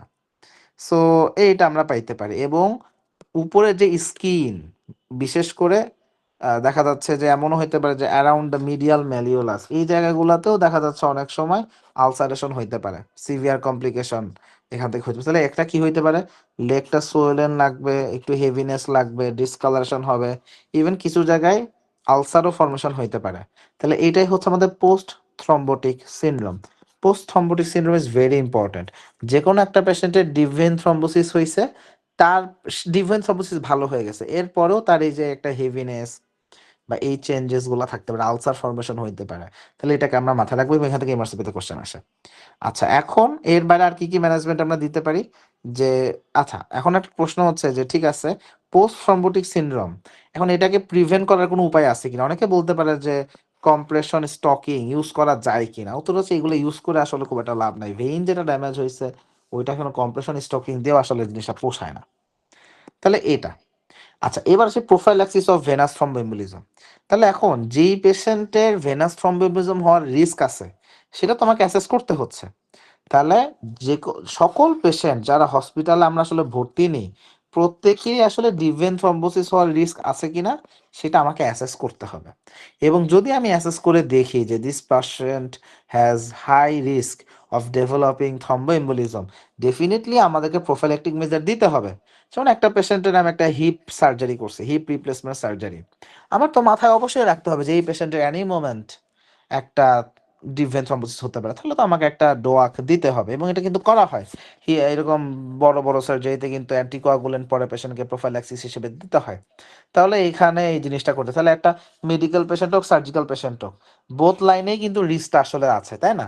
তাহলে ওই যে যেমন ক্যান্সার পেশেন্ট বললাম, নেফ্রোটিক সিনড্রোম বললাম, এই যে এত রকম কন্ডিশন আছে, তাহলে এই রিস্ক অ্যাসেস করতে হবে, অ্যাসেস করে প্রোফাইল্যাক্সিসে আগাইতে হবে। ঠিক আছে, এখন আমাদের রিস্ক ক্যাটাগরি কি কি আছে? তাহলে 68। তো এই যে আমাদের এখানে অ্যান্টি থ্রম্বোটিক প্রোফাইল্যাক্সিস, তাহলে এই যে যাদের রিস্ক আছে সেখানে, তাহলে এখন রিস্ক ক্যাটাগরি কি? তাহলে একটা হচ্ছে মডারেট রিস্ক, একটা হচ্ছে হাই রিস্ক। তাহলে মডারেট রিস্ক কি? যে সকল সার্জারি দেখা যাচ্ছে পেশেন্টের বয়স 40 বছরের বেশি এবং আদার কোনো একটা risk factor on top of it present আছে, হ্যাঁ, বা মেজর একটা মেডিকেল ইলনেস যেমন heart failure, myocardial infarction with complication. কি কি কমপ্লিকেশন হইতে পারে? একটা হইতে পারে কার্ডিওজেনিক শক, একটা হইতে পারে অ্যাকিউট লেফট ভেন্ট্রিকুলার ফেইলার, অনেক রকম কমপ্লিকেশন হইতে পারে। Sepsis very common. Inflammatory condition যেমন inflammatory bowel disease, active malignancy, nephrotic syndrome বা লোয়ার লিম্ব প্যারালাইসিস, ওই যে একটু আগে যা বলছি এখান থেকে মডারেট রিস্ক। আর হাই রিস্ক কোনগুলা? যদি একটা মেজর অ্যাবডোমিনাল বা পেলভিক সার্জারি হয়, বা পেশেন্টের যদি আগের কোনো ডিভিটির কোনো হিস্ট্রি থাকে, বা নোন কেস অফ এনি থ্রম্বোফিলিয়া, হ্যাঁ, তাহলে এগুলো যদি হিস্ট্রি থাকে, মেজর হিপ বা নি জয়েন্ট রিপ্লেসমেন্ট সার্জারি বা নিউরো সার্জারি যেগুলো তো অনেক লম্বা সময় ধরে নেওয়া হচ্ছে, তাহলে এগুলো সবই আমাদের হাই রিস্কের মধ্যে আসে। এখন আমরা ভিটি প্রোফাইল্যাক্সিস কিভাবে করতে পারি এখানে একটা হালকা আলোচনা আছে। সেটা হচ্ছে মেকানিক্যাল আর একটা ফার্মাকোলজিক্যাল। মেকানিক্যাল মিনিংস গুলা কি? একটা হচ্ছে ইন্টারমিটেন্ট নিউমেটিক কম্প্রেশন, তাহলে এটা একটা হইতে পারে। মেকানিক্যাল ফুট পাম্প আছে, বা গ্র্যাজুয়েটেড কম্প্রেশন স্টকিং। তাহলে আমাদের এরকম 3 রকম অপশন আছে। আরেকটা হচ্ছে ফার্মাকোলজিক্যাল। ফার্মাকোলজিক্যাল আমাদের অ্যাপ্রোচ কি কি হইতে পারে? লো মলিকুলার হেপারিন আমরা দিই অনেক পেশেন্টে, আনফ্র্যাকশনেটেড হেপারিন দেওয়া হয়। আচ্ছা, এখানে একটা কথা বলি, লো মলিকুলার হেপারিন না দিয়ে আনফ্র্যাকশনেটেড হেপারিন কোন জায়গায় দিই? যে সকল পেশেন্টের সিকেডি আছে এই সকল পেশেন্টে আমরা লো মলিকুলার হেপারিনের জায়গায় আনফ্র্যাকশনেটেড হেপারিন অনেক জায়গায় কনসিডার করি। এর বাইরে আদারওয়াইজ খুব বেশি একটা ইউজ হয় না। আচ্ছা, আর বসে ফন্ডা প্যারিন্যাক্স, ড্যাবিগ্রাটান, রিভার অক্সাব্যান, অ্যাপিক্সাব্যান, ওয়ারফারিন এগুলো আমরা প্রোফাইল্যাক্সিস হিসেবে দিই। যেমন ওয়ারফারিলেশন, তো এখানে কিন্তু আমরা আসলে থ্রম্বোএম্বলিক ফেনোমেনা ডেভেলপ করার রিস্ক দেখি, এই জায়গায় কিন্তু ওয়ারফারিন দেওয়া হয়। আবার দেখা যাচ্ছে সাপোজ এই যে যেটা বললাম যে সাপোজ একটা লম্বা একটা সার্জারি হয়েছে, রিভারক্সাবান হয়তো বা দিচ্ছি, তাহলে এটা আসলে অ্যাজ পার পেশেন্ট প্রোটোকল, পেশেন্টের অবস্থা অনুযায়ী, বা একটা এমআই পেশেন্ট, হ্যাঁ, ফন্ডাপ্যারিনেক্স দেওয়া হচ্ছে, বা সিকিডি থাকলে সেইখানে আনফ্র্যাকশনেটেড হেপারিন চিন্তা করা হয়, বা লো মলিকুলার হেপারিনও দেওয়া যাইতে পারে। তাহলে আমাদের we have some other means, right? আচ্ছা, কই গেলাম? সো এখন পেশেন্টের একটা জিনিস মাথায় রাখবো, যে যাদের মিডিয়াম বা হাই রিস্ক পপুলেশন, সেখানে অ্যান্টি থ্রম্বোটিক মেজারমেন্ট তো আমি নিচ্ছি, বাট এটা নেওয়ার সাথে সাথে পেশেন্টের early mobilisation is very important. তাহলে পেশেন্টের সার্জারি পরে দেখবা যে আমরা দেখবো যে কি বলে যে পেশেন্টকে হাঁটানোর জন্য চেষ্টা করে, মুভমেন্টের জন্য চেষ্টা করে, এটা কিন্তু আসলে রেগুলার বেসিসেই করা হয়। সেটা একটা বড় রিজন হচ্ছে ডিপ ভেইন থ্রম্বোসিসকে আমরা আসলে প্রিভেন্ট করতে চাই, that's why you go for it. আচ্ছা, এর পাশাপাশি এখন আমাদের অ্যান্টিথ্রম্বোটিক মেজারমেন্ট গুলা কি হইতে পারে, যেমন ফার্মাকোলজিক্যাল বা মেকানিক্যাল, একটু আগে যেটা দেখালাম। হ্যাঁ, আবার যেগুলো হাই রিস্ক গ্রুপ, হ্যাঁ, যেখানে lower limb orthopaedic major surgery হয়েছে, বা অ্যাবডোমিনাল বা পেলভিক ক্যান্সার সার্জারি হয়েছে, হ্যাঁ, বা এই ধরনের জায়গায় প্রোট্রাক্টেড থ্রম্বোপ্রোফাইল্যাক্সিস, হ্যাঁ, সো এইখন যদি 30 দিন পর্যন্ত আমরা আসলে কন্টিনিউ করতে পারি, বা প্রসিডিউরের পরে করে পরে অফ করে দিলাম, এটা আসলে ম্যাটার করে, অবস্থা বুঝে ব্যবস্থা কাইন্ড অফ। এখন যে সকল পেশেন্টের ক্ষেত্রে আমরা ফার্মাকোলজিক্যাল প্রোফাইল্যাক্সিস দিচ্ছি, হয়তো বা ওয়ারফারিন দিচ্ছি বা ডিরেক্ট অ্যান্টিকোয়াগুলেন্ট দিচ্ছি, যেটাই দিচ্ছি, ডেফিনেটলি পার্টিকুলার কেয়ার নিতে হবে। কারণ কি, এই সকল পেশেন্টের একটা ব্লিডিং রিস্ক থাকে। বিশেষ করে সাপোজ যাদেরকে আমি ওয়ারফারিন দিচ্ছি, তাদের তো আয়এনআর কন্টিনিউয়াস চেকিং এর উপরে রাখতে হবে। তাহলে এই ধরনের যে হিমোরেজের যে রিস্ক থাকে, সেগুলো সব হিসাব রেখে আগাইতে হবে। আবার যারা এই যে অ্যান্টিকোয়াগুলেন্ট পায়, তাদের কিন্তু এই যে স্পাইনাল বা এপিডুরাল অ্যানেস্থেসিয়া দেওয়ার আগে 10 বার চিন্তা করতে হবে। কারণ হচ্ছে আমি তো ব্লিডিং ঠেকাতে পারবো না। সেইগুলো সব হিসাব নিকাশ করে আমাদেরকে সিদ্ধান্তে আসতে হয়। তাহলে এই হচ্ছে মোটা দাগে ভেনাস থ্রম্বোএমবোলিজম নিয়ে কথাবার্তা। আচ্ছা, এখন এখানে একটা আলোচনা আসছে cause and consequence of venous thromboembolic disease and its treatment. তাহলে এখানে আমরা একটু দেখি এখানে কি কি দেখাইছে। একটা এখানে হচ্ছে আমরা সিভি, এটা হচ্ছে আমাদের সাইনাস থ্রম্বোসিস, এটা হচ্ছে আমাদের ল্যাটারাল সাইনাস থ্রম্বোসিস। তাহলে এটা একটা। আবার পোস্টমর্টেমে দেখা যাচ্ছে এই যে বাইফার্কেশন, বাইফার্কেশন এখানে একটা থ্রম্বাস ফর্মেশন, রাইট? আবার দেখা যাচ্ছে এখানে ডিপ ভেন থ্রম্বোসিসের এখানে সিটি স্ক্যানে ইনফ্রা ভেনা কাভাকে দেখা যাচ্ছে না। এখানে যে জায়গাটাতে তীর চিহ্ন দেওয়া, এই জায়গাটাতে ইনফ্রা ভেনা কাভার একটা মার্ক আসার কথা ছিল, সেটা আসে নাই। সো ওটাকে ইন্ডিকেট করা হচ্ছে। তাহলে এটা নাই, দেখা যাচ্ছে না। তারপরে কি, যে পোস্ট থ্রম্বোটিক সিনড্রোম, এই যে পেশেন্টের আলসার ফর্মেশন হয়ে গেছে, এখানে একটু রেডনেস আছে, এই জায়গায় একটু হেভি হয়ে আছে, সো এটা আমরা পাচ্ছি। তারপরে এখানে কি দেখতেছি, এই যে পেশেন্টের ওয়ারফারিন দিছি, হিমোরেজ হয়ে গেছে, এই যে ওয়ারফারিন দিছি, হিমোরেজ হয়ে গেছে। বা দেখা যাচ্ছে ম্যাসিভ হিমোরেজ ওয়ারফারিন দেওয়ার পরে বা হেপারিন দেওয়ার পরে, এরকম ম্যাসিভ হিমোরেজ, এগুলো কিন্তু আসলে কমন। আমি নিজে সিসিইউতে আমরা প্রচুর লো মলিকুলার হেপারিন দিই পেশেন্টদেরকে, এবং তাদের কিন্তু ব্লিডিং ইনসিডেন্স আমরা খুব ফ্রিকোয়েন্টলি হতে দেখি। তাহলে এগুলো কিন্তু দেখা যাবে, বিশেষ করে যাদের রেনাল ফেইলার, তাদের ক্ষেত্রে এটা হওয়ার প্রবাবিলিটি খুবই বেশি। কারণ লো মলিকুলার হেপারিন এগুলো আসলে রেনাল রুট দিয়ে বের হয়, তো সো যাদের দেখা যাচ্ছে যে সিকেডি আছে, এই ধরনের পেশেন্টের ড্রাগগুলো বের হতে পারে না, এই ব্লিডিং টেন্ডেন্সি গুলো ডেভেলপ করে। আবার এই যে যেখানে যে ট্রিটমেন্ট দিচ্ছি ফেল করতেছে বা ড্রাগ দেওয়া যাবে না, সেখানে যে আইভিসি ফিল্টার আমরা ইউজ করি। হ্যাঁ, আচ্ছা, এখানে একটা অ্যানজিওগ্রাম করা হয়েছে, ইলিয়াক ভেইন থ্রম্বোসিস দেখা যাচ্ছে।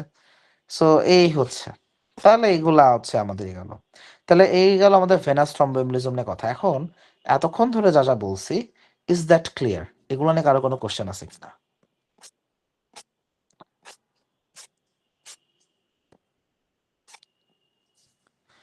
এতক্ষণ যা বলছি এগুলো নিয়ে কারো কোনো কোশ্চেন আছে কিনা?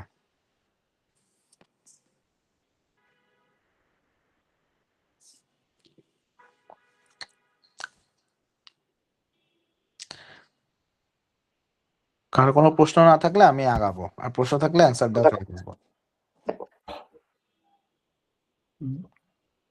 ডোয়াক দিলে কি কোনো সাইড ইফেক্ট পাওয়া যাবে? ডোয়াক সেম ভাই, আপনার যে কোনো অ্যান্টিকোয়াগুল্যান্ট আপনার সাইড ইফেক্ট হচ্ছে ব্লিডিং। এখন ডোয়াকের সুবিধা হচ্ছে মনিটরিং করা লাগে না, কিন্তু আমার ওয়ারফারিন বা লো মলিকুলার হেপারিন এগুলো আসলে মনিটরিং করতে হয়। আমি অনেক জায়গায় দেখতেছি, অনেকে লিখতেছে ওই যে ওয়ারফেরিনের যে এটা ট্যাবলেট আকারে আসছে, এটা দিচ্ছে অনেকেই। এটা তখন দিতে এটা পারিনি। ওয়ারফারিন তো আমার তো কিছু জায়গায় তোমাকে দিতেই হচ্ছে। Valvular heart disease with atria fibrillation, এখানে তো আমাকে তো ওয়ারফারিন ছাড়া তো আমার এখানে আর কোনো অপশন নাই, বা মেকানিক্যাল হার্ট ভালভ, সেখানে তো ওয়ারফারিনই আমি দিচ্ছি, সেখানে তো আমি অন্য কিছু দিলে হবে না। সো এখানে আমার যেখানে ওয়ারফারিন লাগবে সেটা তো আমাকে দিতেই হবে। এটার জন্য কোনো প্রিরিকুইজিট আছে নাকি, মানে রোগীর কোনো চেক করবো ব্লিডিং টাইম আমরা বা তো অবশ্যই আয়এনআর চেক করতে হবে, আয়এনআর চেক করে আগাইতে হবে, আয়এনআর চেক করতে হবে, ওয়ারফারিনের জন্য আয়এনআর চেক করতে হবে। তারপরে পেশেন্টের রিসেন্ট কোনো স্ট্রোক আছে কিনা এগুলা দেখতে হবে, রিসেন্ট কোনো সার্জারি হয়েছে কিনা, ব্লিডিং টেন্ডেন্সিস আছে কিনা সেগুলো দেখতে হবে। সাপোজ একটা পেশেন্টের 3 দিন আগে একটা ইসকেমিক স্ট্রোক হয়েছে, আমি কি তাকে এখন ওয়ারফারিন দিব? তো জয় বাংলা হয়ে যাবে পুরো। সো ব্যাপারটা এরকম। আবার পেশেন্টের সিকিডি আছে কিনা এগুলো সব চেক করতে হবে, ডেফিনেটলি চেক করতে হবে।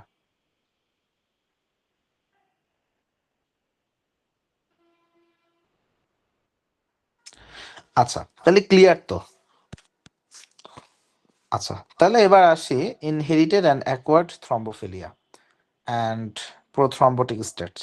মানে সহজ কথা হচ্ছে যে একটা পেশেন্টের ইনহেরিটেড কন্ডিশন, ইনহেরিটেড কন্ডিশন মানে আমরা এখানে যেটা দেখি যে একটা জেনেটিক কন্ডিশন বা একটা মিউটেশন এগুলোর আলোচনা চলে আসে। এখন আমাদের বেশ কিছু ইনহেরিটেড কন্ডিশন আসলে আছে যেখান থেকে ভেনাস থ্রম্বোএমবোলিজমগুলো আমরা পেশেন্টকে হইতে দেখি। সো এখানে ইন্টারেস্টিং কিছু ইস্যু হলো যে যে সকল পেশেন্টের ইনহেরিটেড থ্রম্বোফিলিয়াগুলো আমরা হইতে দেখি, এইগুলাতে মোস্ট অফ দ্য টাইম আমরা যদি ভেইন ইনভলভড হয়, কিন্তু আর্টেরিয়াল থ্রম্বোসিস খুব একটা বেশি ওইভাবে আসলে দেখা যায় না। এবং দেখা যাচ্ছে যে এই ধরনের পেশেন্টের ক্ষেত্রে যদি তারা ফিমেল হয়ে থাকে তাদের প্রেগনেন্সির আউটকাম একটু খারাপ আসলে হয়। অনেকের ক্ষেত্রেই আর্লি ফিটাল লস হয়। হ্যাঁ, এরকম কিছু মানে পুর প্রগনোসিস আমরা দেখি। আবার এর পাশাপাশি দেখা যাচ্ছে মোস্ট অফ দ্য টাইম যারা আসলে এই জিনটাকে ক্যারিয়ার অফ দিস জিন, তাদের ভিটির কোনো মানে সাইন সিমটম কখনো দেখা যায় না। মানে সহজ কথা কি, যে আমাদের একটা ইনহেরিটেড কন্ডিশন কি হয়, একটা লোক ক্যারিয়ার হয় আর একটা লোক অ্যাফেক্টেড হয়, তাই তো? সো যে অ্যাফেক্টেড তার দেহে তো আমি সাইন সিমটম পাচ্ছি, কিন্তু যে জেনেটিক ক্যারিয়ারে কি আমি কোনো সাইন সিমটম পাই? তো নর্মালি আসলে যারা ক্যারিয়ার সেখানে তেমন কিছু হয় না, কিন্তু দুইটা জায়গায় ব্যতিক্রম। সেটা কি, যাই সকল পেশেন্টের অ্যান্টিথ্রম্বিন ডেফিসিয়েন্সি এইটার যারা ক্যারিয়ার, জেনেটিক ক্যারিয়ার, অথবা যারা হোমোজাইগাস ফ্যাক্টর 5 লেডেন এইটার যে ক্যারিয়ার, সেখানেও আমরা কিছু ব্লিডিং এর কি বলে ভিটি কিছু অ্যাসোসিয়েশন পাই, আদারওয়াইজ না। আচ্ছা, এবং এখানে আসলে এই অ্যাবনর্মালিটিস গুলা আমরা মানে রিকারেন্স অফ ভিটি এগুলা যে স্কোরিং দিয়ে ওইভাবে আসলে আসে না। আমরা যে স্কোরিং গুলো একটু আলোচনা করছি ওই সব স্কোরিং দিয়ে এগুলো সবসময় আসলে আসবে না। আচ্ছা, এবং এই সকল কন্ডিশন আমাদের আসলে অ্যান্টিকোয়াগুলেন্ট ট্রিটমেন্ট কতটুকু লাগবে, এইটা আসলে সবসময় যে লাগে ব্যাপারটা তা না।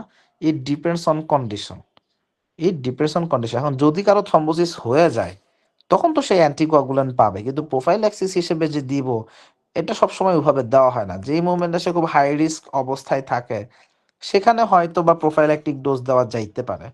মানে পুরো ব্যাপারটা আসলে অবস্থা বুঝে ব্যবস্থা। তাহলে এখন এই ইনহেরিটেড কন্ডিশনগুলো কি কি? ইনহেরিটেড কন্ডিশনের মধ্যে একটা হচ্ছে অ্যান্টিথ্রম্বিন ডেফিসিয়েন্সি, একটা protein C deficiency, protein S deficiency, একটা হচ্ছে ফ্যাক্টর 5 লেইডেন। ফ্যাক্টর 5 লেইডেন থেকে কিন্তু এমআরসিপিতে ফ্রিকোয়েন্টলি কোশ্চেন আসে। তাহলে আমাদের আগে নামগুলো আগে জানতে হবে। তারপর কি প্রোথ্রম্বিন G2021 কি 20 210A, প্রোথ্রম্বিন G 20 21 10 এ। তাহলে এইটা হচ্ছে আমাদের এই 4টা কন্ডিশন। তাহলে আমি বলি এমআরসিপিতে এইখান থেকে অনেক প্রশ্ন আসে, একটা দুইটা না, মাল্টিপল টাইমস এখান থেকে কোশ্চেন আসে। তাহলে এগুলো এটা আমাকে মাথায় রাখতে হবে ফর এমআরসিপি। আচ্ছা, এখানে এক এক করে আসি। তাহলে আমাদের ন্যাচারাল অ্যান্টিকোয়াগুলেন্ট কে, আমাদের ন্যাচারাল অ্যান্টিকোয়াগুলেন্ট হচ্ছে অ্যান্টিথ্রম্বিন 3 আছে, প্রোটিন সি, প্রোটিন এস, এটা সবাই আমাদের ন্যাচারাল অ্যান্টিকোয়াগুলেন্ট। তো এখন অ্যান্টিকোয়াগুলেন্টের মধ্যে অ্যান্টিথ্রম্বিন 3 আসে, এইটা এক ধরনের সেরাইন প্রোটিয়েজ ইনহিবিটর। এটা নর্মালি কি করে, আমাদের যে coagulation factor activated 2, activated 9, activated 10 বা অ্যাক্টিভেটেড 11 যে ক্লটিং ফ্যাক্টরগুলো আছে, কোয়াগুলেশন ফ্যাক্টরগুলো আছে, এরা এটাকে ইনঅ্যাক্টিভেট করে দেয়। এখন আমরা যখন কোনো একটা পেশেন্টকে হেপারিন দিচ্ছি বা ফন্ডাপারিনাক্স দিচ্ছি, তারা কিভাবে কাজ করে? তারা কিন্তু আসলে অ্যান্টিথ্রম্বিন 3 ইফেক্টটাকেই পটেনশিয়েট করে দেয়। আমি যে একটা পেশেন্টকে এই হেপারিন দিলাম বা ফন্ডাপাইনেক্স দিলাম, এটা কেমনে কাজ করে? এটার মেকানিজমই কিন্তু সে অ্যান্টিথ্রম্বিনকে সে আসলে মানে অ্যাক্টিভেট করে দিচ্ছে, ওটা কাজটাকে পোটেনশিয়েট করে দিচ্ছে। সো ওই ড্রাগ দিলে যে কাজটা হইতো, এখন এই জায়গাটাতে আমাদের জাস্ট মানে অপোজিট ঘটনাটা আমরা হইতে দেখবো। সো এখন এই জন্য দেখা যাচ্ছে যে এই অ্যান্টিথ্রম্বিন ডেফিসিয়েন্সিতে পেশেন্টের মানে আমরা দেখবো যে এইখানে পেশেন্টের ন্যাচারাল অ্যান্টিকোয়াগুলেন্ট ইফেক্ট আমি আর পাবো না। এখন এটা আসলে কিভাবে হচ্ছে, আমাদের ফ্যামিলিয়াল আমার ইনহেরিটেন্সটা কিভাবে হয়? সো এটা আসলে অটোজোমাল ডমিনেন্ট একটা প্যাটার্নে হয়। এখন এইখানে সূত্রটার বরখেলাপ হলো। কারণ কি, আমি সূত্র একটা কথা বলছিলাম যে আমাদের স্ট্রাকচারাল প্রবলেম হচ্ছে অটোজোমাল ডমিনেন্ট, আর ফাংশনাল যে এনজাইমেটিক যে কাহিনীগুলো আছে এগুলো হচ্ছে অটোজোমাল রিসেসিভ। কিন্তু এইটা আসলে অটোজোমাল একটা ডমিনেন্ট কন্ডিশন। হ্যাঁ, এখন যদি এমন হয় যে কোনো পেশেন্টের অটোজোমাল ডমিনেন্ট, তার মানে কি, সাপোজ দুইটার মধ্যে যে কোনো একটা থাকলেই তো সে এফেক্টেড হয়ে গেল, তাই তো? তাহলে প্রশ্ন হতে পারে যে রিসেসিভ ম্যানারে যদি কেউ আসে, সেখানে কি হবে? উত্তর হচ্ছে নট কম্পিটেবল উইথ লাইফ। তাহলে যদি এমন হয় যে অটোজোমাল রিসেসিভ কন্ডিশন হয়ে গেছে, যে দুইটাই আছে, ও বেঁচেই থাকবে না। মানে হোমোজাইগোসিটি যদি কোনো পেশেন্টের মিউট্যান্ট অ্যালিল থাকে, ও বাঁচা সম্ভবই না, not compatible with life. So এটা অটোসোমাল ডমিনেন্ট ম্যানারেই আসলে দেখা যাচ্ছে। এখন অ্যারাউন্ড 70% অফ দ্য টাইম তাদের আসলে দেখা যাচ্ছে একটা ভেনাস থ্রম্বোএমবোলিজমের কোনো না কোনো একটা ইভেন্ট 60 বছরের আগেই দেখা যায়, এবং তার সমবয়সী যে কোনো মানুষের থেকে তার এই থ্রম্বোএমবোলিজম হওয়ার প্রবাবিলিটি 10 থেকে 20 গুণ বেশি। এইরকম কোনো পেশেন্ট যাদের অ্যান্টিথ্রম্বিন ডেফিসিয়েন্সি আছে, তারা যখন প্রেগনেন্ট হয়, তাদের এই কোয়াগুলেশন হওয়ার রিস্ক সবচেয়ে বেশি হয়ে যায়। সো ওই মোমেন্টে তারা খুবই হাই রিস্ক পিরিয়ডে থাকে ভেনাস থ্রম্বোলিজম ডেভেলপ করার জন্য। So, এবং এই রকম পেশেন্টে আমাদের ট্রিটমেন্টও খুব অ্যাগ্রেসিভ হইতে হবে। এখানে লো মলিকুলার হেপারিন ডোজ একটা নর্মাল প্রোফাইল্যাক্সিস ডোজে আমি যত দিই তার থেকে বেশি দিতে হয়। তাহলে মোর দেন 100 ইউনিট/কেজি/ডে, এইরকম খুব মানে খুবই হাই ডোজে আমাকে সেখানে দিতে হয়। কিছু কিছু জায়গায় এখন কথা হচ্ছে অ্যান্টিথ্রম্বিন নাই, তাহলে সেটা রিপ্লেস করে দিলে হয়। তাহলে একটা হচ্ছে অ্যান্টিথ্রম্বিন কনসেন্ট্রেট। এখন এটা প্লাজমা ডিরাইভডও হতে পারে, রিকম্বিনেন্ট টেকনোলজিতেও তৈরি করা যেতে পারে, দুইভাবেই পাওয়া যাইতে পারে। সো অ্যান্টিথ্রম্বিন কনসেন্ট্রেট আমরা চাইলে দিতে পারি, এটা অ্যাভেলেবল আছে। এখন সাধারণত দেখা যাচ্ছে যে সকল পেশেন্টের আমরা একটা বাইপাস সার্জারি করতেছি, বা দেখা যাচ্ছে পেরিপার্টাম পিরিয়ডে আমি সেখানে হয়তো বা হেপারিনের সাথে একটা প্রোফাইল্যাক্টিক পারপাসে এগুলো অ্যাড করে দিতে পারি, সেইগুলো আমাদের তাহলে ইউজ আছে, অ্যান্টিথ্রম্বিন কনসেন্ট্রেটের ইউজ প্র্যাকটিক্যালি আসলে আছে। এবার সেই প্রোটিন সি এবং প্রোটিন এস ডেফিসিয়েন্সি, তাহলে এরাও আমাদের ন্যাচারাল অ্যান্টিকোয়াগুল্যান্ট। এখন এরা কি, এরা আসলে দেখা যাচ্ছে যেটা প্রোটিন সি, এটা অ্যাকচুয়ালি একটা কোফ্যাক্টর, আর যেটা প্রোটিন এস, এটা একটা vitamin K dependent natural anticoagulant.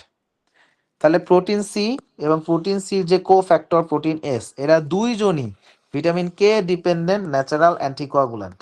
তাহলে এখন একটা কথা বলি, যেই পেশেন্টকে ওয়ারফারিন দেওয়া হয়, ওয়ারফারিন কি করে? ভিটামিন কে অ্যাক্টিভেশনকে হ্যাম্পার করে, তাই তো? তাহলে যেইখানে ওয়ারফারিন দিচ্ছি, সেই ওয়ারফারিন দিলে কিন্তু প্রোটিন সি, প্রোটিন এস এইগুলোও কিন্তু কাজ করতে পারবে না। এই কারণে ওয়ারফারিন দিলে ইনিশিয়ালি পেশেন্টের থ্রম্বোসিস হইতে পারে। ওয়ারফারিন কেন দিই? ওয়ারফারিন দেওয়ার একটা রিজন হচ্ছে পেশেন্টের যেন থ্রম্বোসিস না হয়, তাই তো? এখন ওয়ারফারিন দেওয়ার পরে একদম ইনিশিয়ালি কি হয়?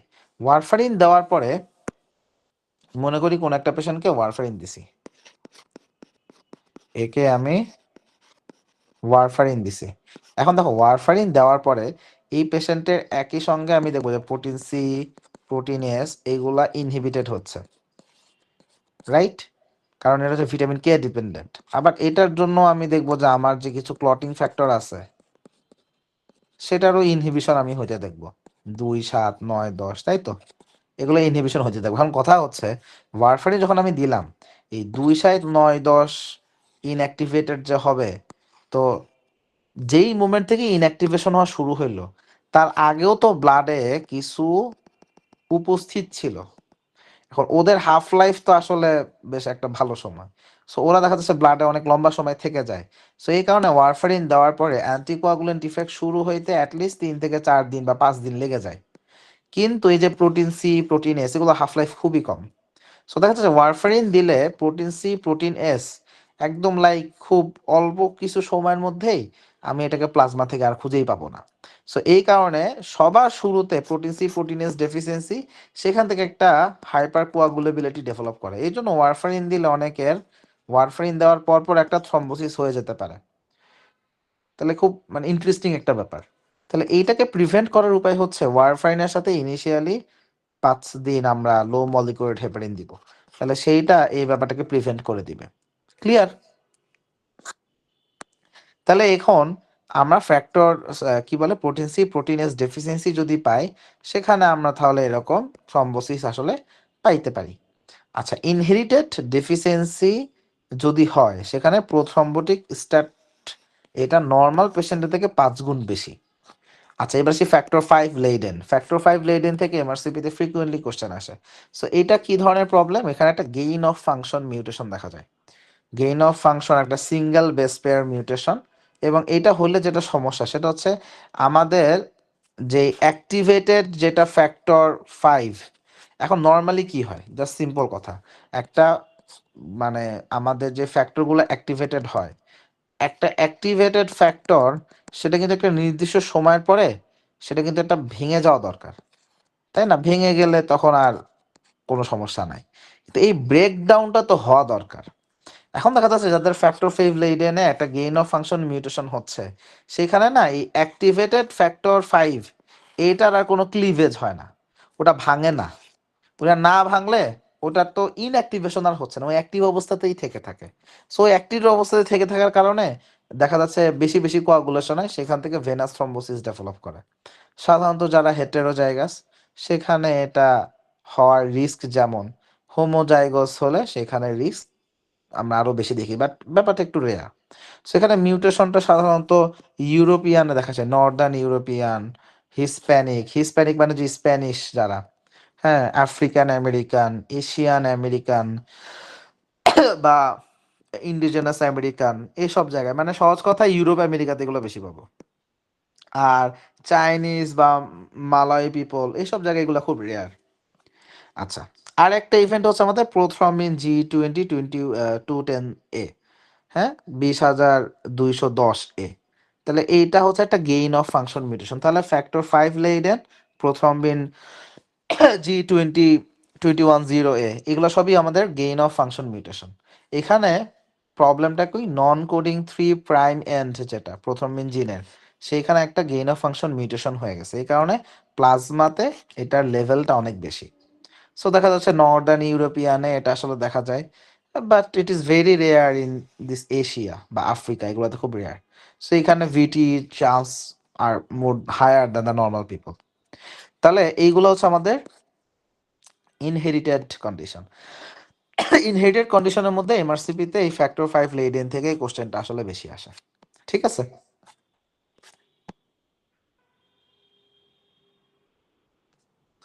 কারো কোনো প্রশ্ন আছে?